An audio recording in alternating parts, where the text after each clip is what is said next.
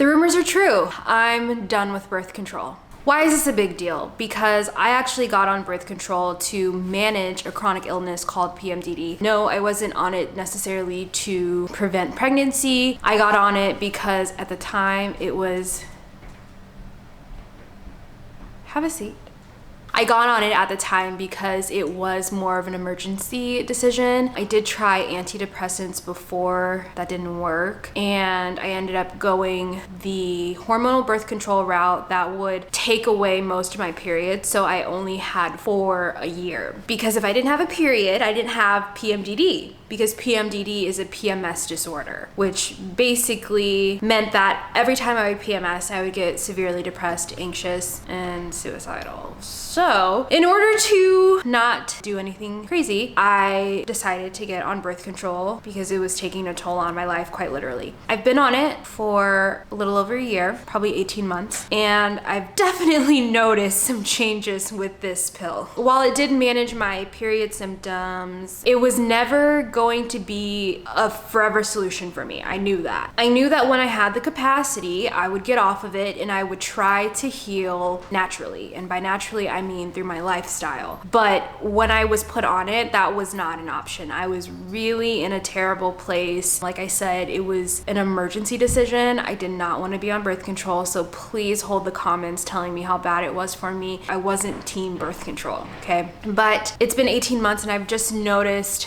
I feel like it is taking a toll on my body in a lot of different ways. I've had a lot of health things. This year was the year of health. And I just feel like I'm not in my body sometimes. My body is definitely changing in a lot of ways. And I feel like in order for me to get to the root cause of any of it, I need to eliminate this pill. Now, this is just a personal choice. This is me listening to my body, and this is my personal journey. So please take it all with a grain of salt and don't go basing anything from your life off my life. I'm not a doctor, like you know the drill, okay? I'm just a girl on YouTube who's just trying to figure shit out. But I do know there's a lot of girls who follow me that also deal with PMDD. And I will be honest with you that I have strayed from the topic because it's very, very heavy for me to discuss. But also, I don't have all the solutions. I'm trying to figure this out. I'm trying to navigate it, but I don't have answers for a lot of you. And I feel bad about that. I really do. So I'm doing my best and I'm gonna share this journey just as something for you guys to see, but you don't have to do anything I'm doing, please. So I wanted to talk to you guys about what I'm doing to get off birth control because I think I've been on and off birth control since I was in high school and I didn't realize the fine print with birth control. What I mean is that it does take a toll on your body in certain ways. It can be pretty harsh on your liver. It can take a toll on your emotions, your mental state. Like it can do a lot, especially if it's hormonal and you're getting like literally a dose of hormones every day. There can be side effects with that. So one book I cannot recommend enough is called Beyond the Pill. This book was so helpful in me learning about those fine print details with birth control, hormonal or not, just birth control in general. And the reason I say this is because whenever I've been prescribed birth control, I never was told about potential side effects, how it could affect me when I come off of it, how it could potentially affect fertility after I come off of it. I was never told these things. I read this book and it opened my eyes to a lot of things with birth control that we were just never given the information. And it's just frustrating because of course we live in a world that doesn't really want to tell you everything. They just want to prescribe and there's no information on healing yourself like from the root cause. It's frustrating, but that said, you have to take the initiative to find the information. And this book is an incredible start because not only does it shed so much information and knowledge on the reality of birth control, it also gives you the tools to properly come off of it. It shows you how to heal with food. It just gave me a lot of hope. Is this a guarantee? No, but it's something that I'm using right now to personally base my experience off of. So if you want to know what I'm doing, just read that book. So honestly, my goal right now, coming off of birth control, is to 1,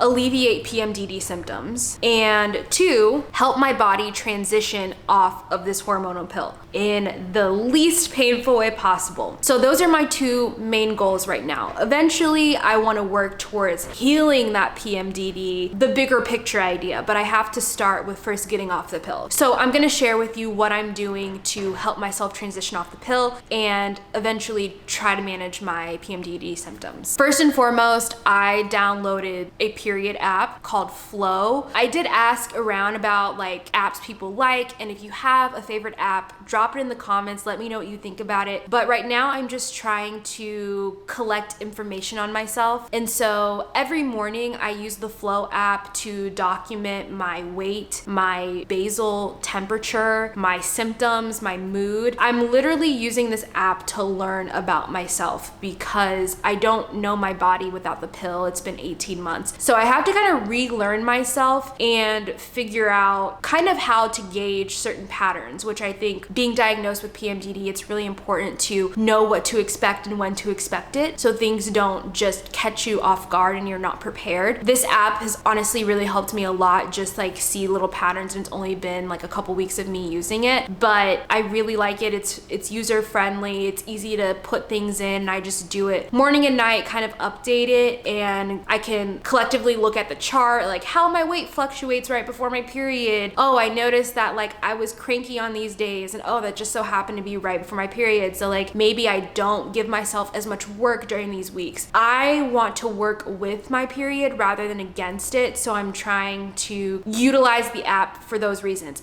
I did want to mention too that the Flow app sent out this notice basically saying that your data is protected. I know that's been a concern for people since the Roe v. Wade overturn, but they did release a statement, and you can probably Google it. Your information is completely protected, so you can feel safe using the Flow app. Another thing I learned with the book Beyond the Pill is how depleted certain minerals and vitamins can be, especially when you come off of the pill. So I am supplementing a few things right now. The main ones being, I have a list: vitamin D, magnesium, zinc, vitamin C, B complex, and collagen. You can definitely look more into these, especially reading the book Beyond the Pill and why these specific vitamins are depleted, but I'm trying to give myself that support back. So I did buy these supplements. I love the brand Mary Roots, not sponsored, but I just love that they're liquid because I have a really hard time swallowing a lot of pills. So this is really easy. I just take my drops in the morning, the correct amount that I'm supposed to take. And I can honestly say, I think it's helping a lot because so far, so good. I don't want to jinx anything, but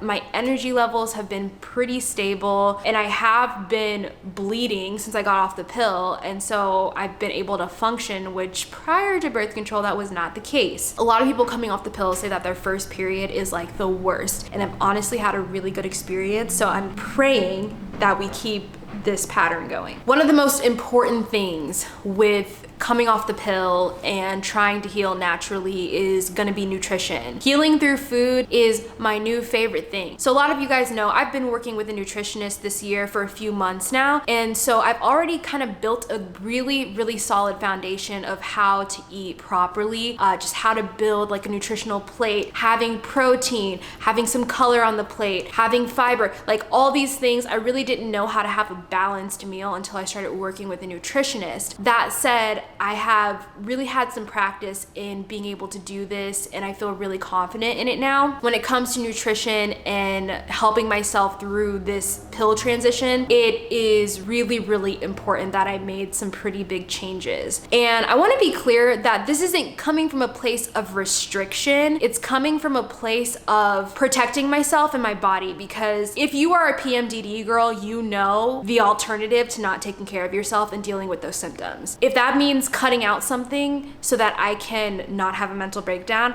I'm gonna do it. So don't think of it as restriction, think of it as this is what my body needs. So for example, in Beyond the Pill, they talk about how to eat when you're going through getting off the pill and helping your period even when you're off the pill, eating healthy fats, avoiding inflammatory oils, which means also less takeout. So I'm eating out a lot less right now, and mind you, I just got off like an entire travel bender. So So kind of readjusting to home cooking life has been so good for me. Yeah, so I eat out a lot less, and if I do eat out, I'm sticking to like a few options. Like you guys know, I am a kava hoe. I eat kava morning, day, night if it's up to me. But that's one of my like fast food options, or sweet green, for example. Just wherever I can get a clean meal that doesn't have a bunch of seed oils or whatever, fried food. Like I'm trying to minimize that as much as possible because my symptoms rage when I do eat greasy, fried, blah, blah, blah. And then of course, making sure I'm getting enough complex carbs, okay? Whoever told you that cutting carbs was like the secret to health is lying to you. Your body needs the energy from carbs to do what it needs to do. And if you're coming off of a hormonal pill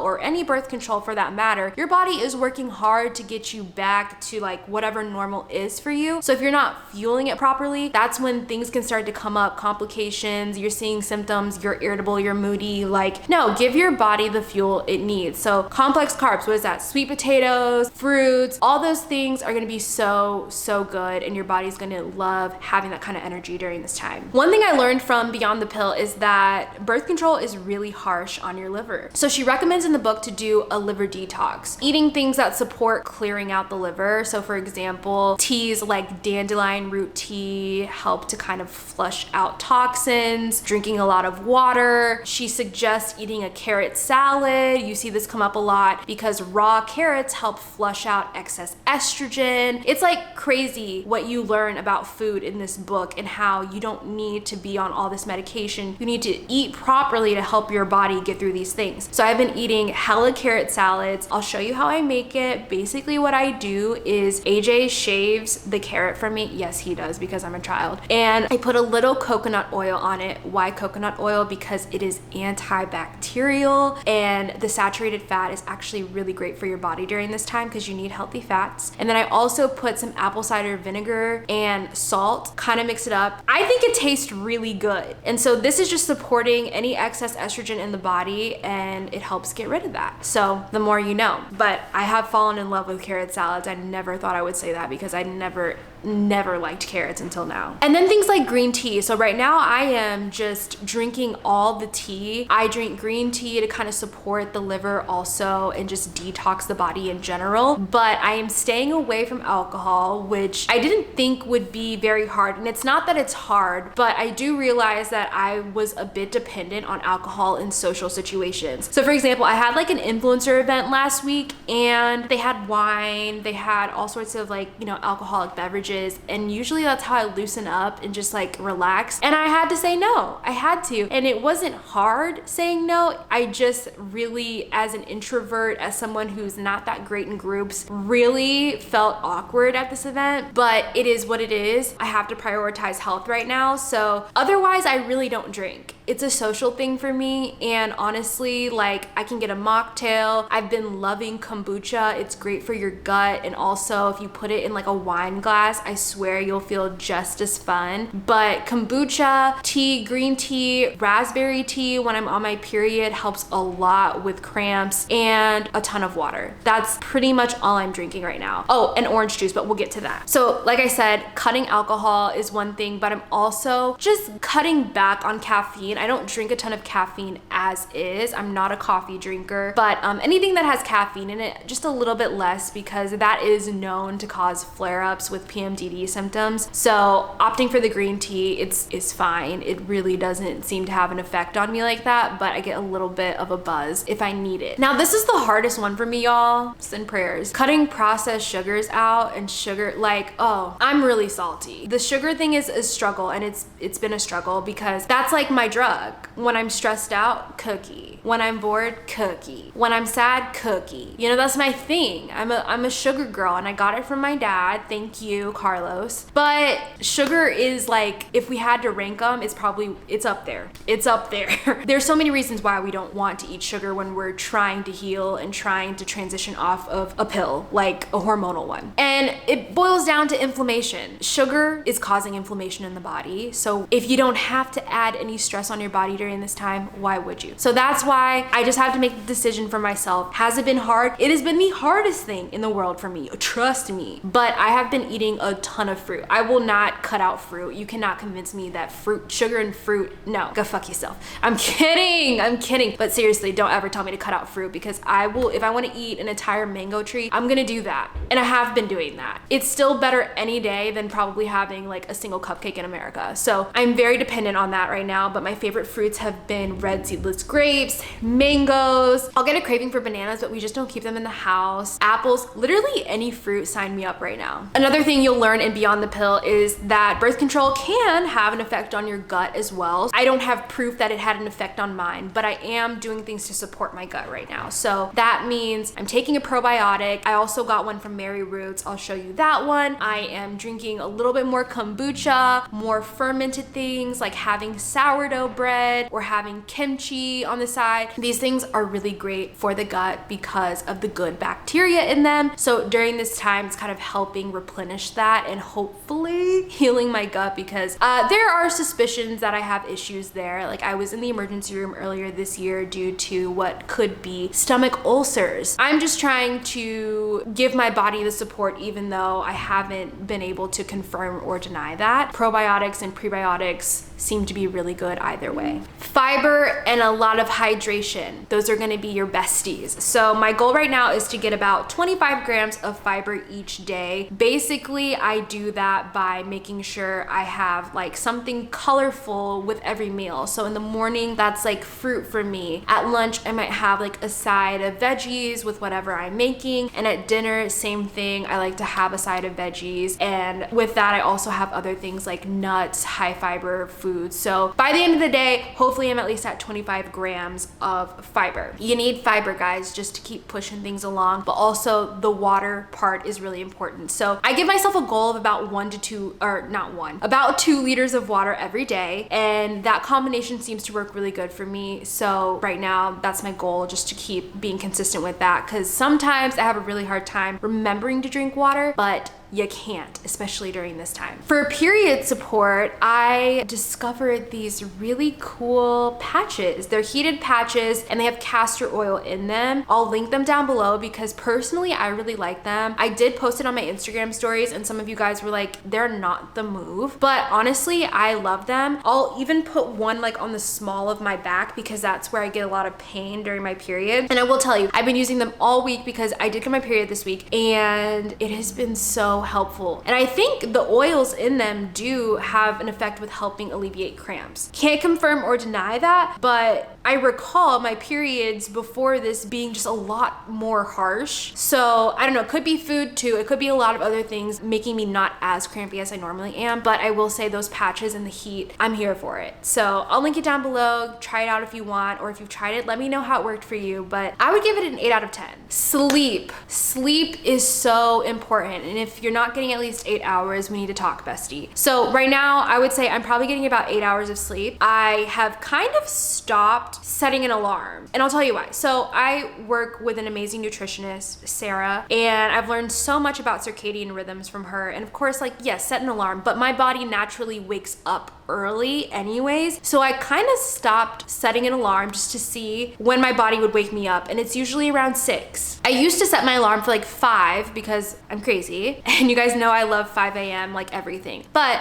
that additional hour of sleep has significantly helped, I think, get me through the day. If my body wants that extra hour, I'm gonna give my body that because I don't want to break what's called the circadian rhythm. So you can Google that, but your body is on a natural rhythm, a natural cycle, and the more we interfere with that, the more stress we put on our body. So I'm just learning so much from working with Sarah, and that I don't need to necessarily get myself up earlier, and that my body works so much better for me when I give it that amount of rest that it's craving. I know that's not feasible for everyone, but I will tell you, I go to bed early if I can, and waking up around 6 has been my thing. So I get my 8 hours. I did not know what an adrenal was like a month ago. In this book, in Beyond the Pill, in a lot of books that I'm reading actually about the metabolism, which I'm going ham right now on my books, I have seen the word adrenals pop up. Your adrenals are so important. I'm honestly embarrassed and sad that I didn't know, not embarrassed, but I'm just like, man, how did I not even know what adrenals were? Because they're pretty damn important. And the reason they're so goddamn important is because your adrenals are helping support certain hormones that you have. Especially when you're coming off something like the pill, you wanna make sure you're supporting your adrenals. They're so important for like many things. Here, I'll literally read you this definition. Your adrenal glands make the hormones like cortisol, adrenaline, like very important things. They also make hormones that your body uses to make sex hormones, estrogen and testosterone. All these hormones do many important jobs, including turning food into energy, managing blood sugar levels, balancing salt and water, keeping blood pressure normal, responding to illness and stress, your fight or flight responses, timing when and how fast a child develops sexually, supporting pregnancy. Your adrenal glands are so important. I mean, you heard all those things, right? And that's just a few of the things that your adrenals support. I have started to make what's called an adrenal cocktail, and it helps support your adrenal glands. So when you're making an adrenal cocktail, there's a few things you want to make sure are in it. One being that it has vitamin C. I like to use orange juice for this part because it has potassium and vitamin C. Optimal potassium levels help support your thyroid and digestive system. I also do coconut water in the adrenal cocktail because this has potassium as well. Then I do a pinch of salt, and the salt is just for a little more electrolytes and minerals. Some people like to put collagen in their adrenal cocktail because this helps balance carbs and it also helps with your blood sugar. I, however, have my collagen in my tea, so I don't put it in my adrenal cocktail, but you can do that. Half a cup orange juice, half a cup coconut water, pinch of salt, and the collagen if you want it. I drink one of these in the morning with my breakfast just to help support those adrenal glands, or I'll drink it before like a workout or something. And honestly, like, I love orange juice, so I was really excited to see that I needed to have that. I do feel like it's helped giving me a little more energy back through workouts and just working through transitioning off the pill in general. Last but not least, kids, you're gonna have to manage your stress. This one's hard. I mean, how are you supposed to keep calm in this world? I get it. I'm literally like, what? You want me to be calm? I'm anything but. But yes, stress is not helping you. Elevated cortisol levels,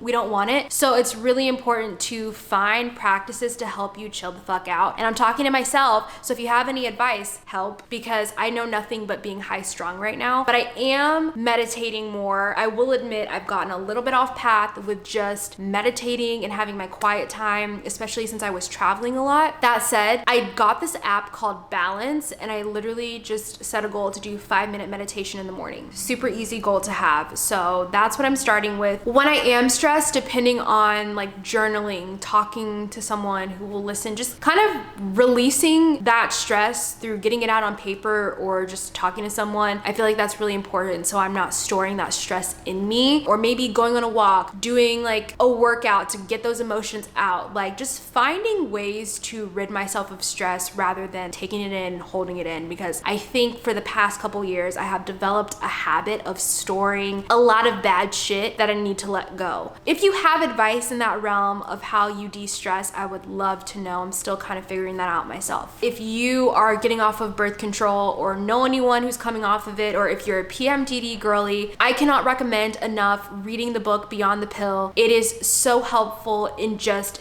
getting knowledge about birth control in general, and also that support you need when coming off the pill and trying to heal yourself naturally instead of using birth control to alleviate symptoms. Just, it's good information to have. I will never ever say that birth control is not good, but I think we all deserve the information to know what it truly does to the body. And like I said, it was so essential for me at one point. I do not regret going on birth control, and I completely understand every person that wants to go on it too. So don't think that I'm like shaming birth control by any means, but I am saying there's a lot of information that we deserve to know, and these books are so helpful. The other book I wanted to recommend was The Blood Book, and this book is kind of a different perspective on your period. It teaches you how to work with your period rather than against it, because we do live in a society that does not look at the period as something that takes a toll on us, and some of us do have periods that are debilitating and do take a toll on us, but But we live in a go, go, go kind of world where, you know, you're not getting time off for your menstrual cycle. You're not getting the support you need during that time. But it just shows you how some cultures really put a menstruating woman on a pedestal, as they should. There were like villages where women would go just to bleed together, just to nurture each other. And it was like, it's a sacred thing to them. And I'm like, it's changed my perspective on my period to see it as like this amazing thing my body does. And I have to say, I used to be really resentful of my period because of the issues I had that came with it. But I'm really, really trying to see it as a way, as this beautiful thing my body does, and how can I support myself and how can I work with my body and stop working against it, and also just like stop being a hater. So